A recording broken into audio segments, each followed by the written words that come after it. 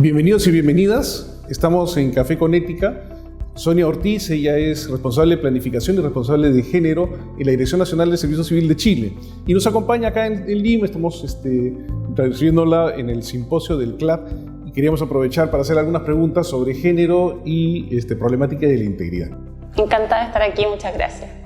Quería preguntar primero acerca de, ¿existe una idea generalizada, digamos, existe una cierta tendencia a pensar de que existen diferencias en la predisposición hacia la corrupción de acuerdo al género?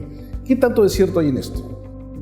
Mira, yo diría que la corrupción también, cuando conocemos los casos de corrupción, es la punta del iceberg, como se dice, de los casos que sabemos, que hay una gran parte de la corrupción que está oculta.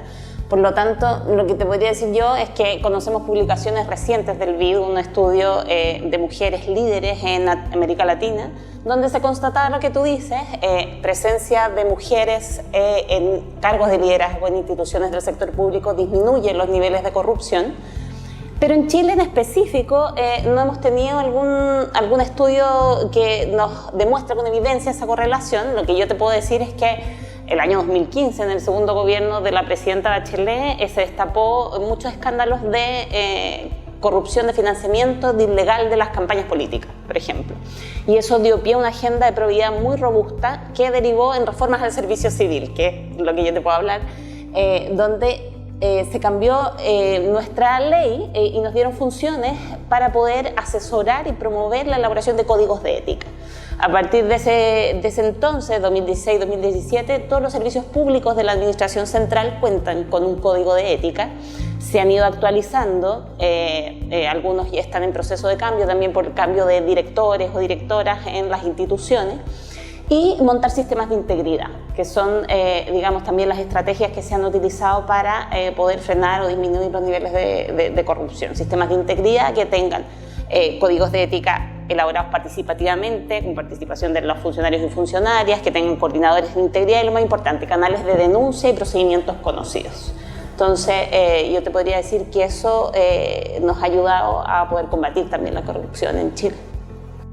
Cuando nosotros estamos pensando en la meritocracia, a veces uno de los principales obstáculos para conseguir, instituciones con mérito en el ascenso, ¿no? En el acceso a mayores capacidades de toma de decisiones, se habla de una metáfora, ¿no? Que es el techo de cristal, que afecta principalmente a las mujeres. Entonces la pregunta sería, ¿qué hacemos para romper el techo de cristal? Sí, yo creo que 3 cosas como mínimo. Y la primera y la más importante, nombrar más mujeres en cargos de liderazgo y dirección. Y eso tiene que ver con la voluntad política de la autoridad de turno de poder nombrar a mujeres en cargos de dirección, pero también con los procedimientos de reclutamiento y selección que son abiertos a través de las páginas de empleo público o los sistemas de alta dirección como los que tenemos en Chile. Por lo tanto, tener más mujeres en cargos y en posiciones de liderazgo tiene un efecto espejo que le llaman en la literatura, o inspirador también para más mujeres. Existen fenómenos descritos como el suelo pegajoso, así como existe el techo de cristal, también tenemos el suelo pegajoso, y es que a las mujeres nos cuesta más dar el paso y salir de las posiciones donde estamos. Y cuando tenemos que pensar en postular a cargo o en acceder a posiciones de más liderazgo, nos cuestionamos mucho, nos tenemos que sentir muy preparadas para poder dar ese paso. Entonces, romper el techo de cristal y tener más mujeres en posiciones de liderazgo también inspira a otras mujeres a que se atrevan a dar ese paso. Después tú tienes que trabajar en los ambientes laborales, ¿cierto? En las instituciones se reproducen los fenómenos que se reproducen en la sociedad, en las instituciones, en las familias.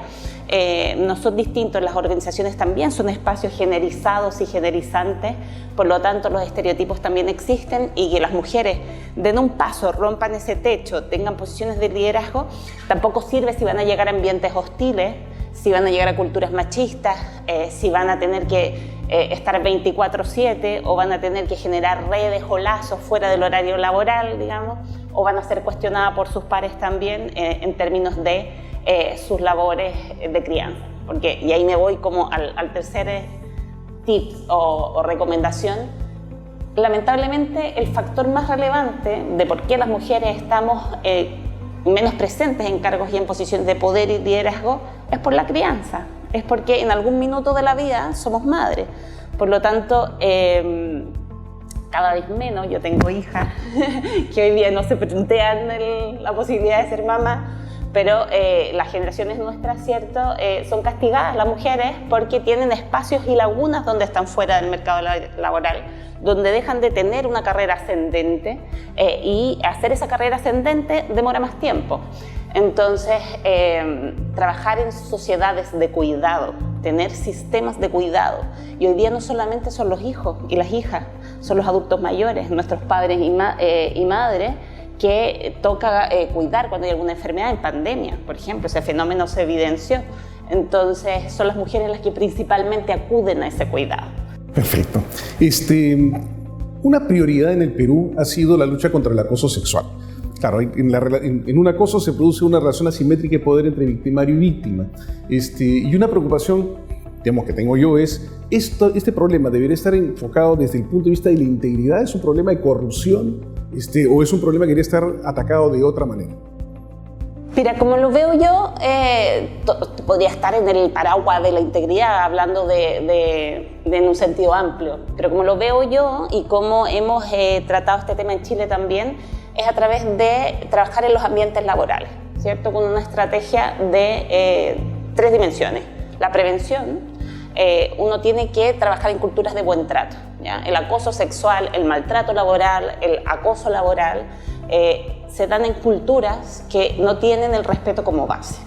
Por lo tanto, la prevención y saber cuáles son las conductas de acoso sexual y trabajar en ambientes de buen trato, yo creo que es fundamental en el marco de los ambientes laborales. Luego después, la estrategia también importante que hemos implementado es trabajar en procedimientos claros de denuncia y de sanción. Las personas, las mujeres principalmente, y ahí les puedo compartir la estadística del sector público en Chile, cuando nosotros partimos con la estrategia de difusión de protocolos de denuncia y sanción, las estadísticas se nos dispararon. Entonces, el acoso sexual en un 92% son denuncias de mujeres. Por lo tanto, ahí también se evidencia lo que tú señalabas, ¿cierto? Esta relación asimétrica de poder, donde las víctimas del acoso sexual son mujeres, y cuando tenemos procedimientos claros de denuncia, de sanción y también de reparación, y ojo que eso es muy importante y es lo más difícil de todo, es cuando podemos trabajar en ambientes laborales sanos, saludables y en base al buen trato y al respeto. Eso podría compartir contigo. Perfecto, muchas gracias, Sonia. Estamos terminando entonces. En el esfuerzo por desarrollar una cultura de integridad necesitamos hablar de los problemas de ética, de integridad, en este caso de la perspectiva de género. Ha sido muy valiosa tu participación. Muchas gracias. Gracias a ti.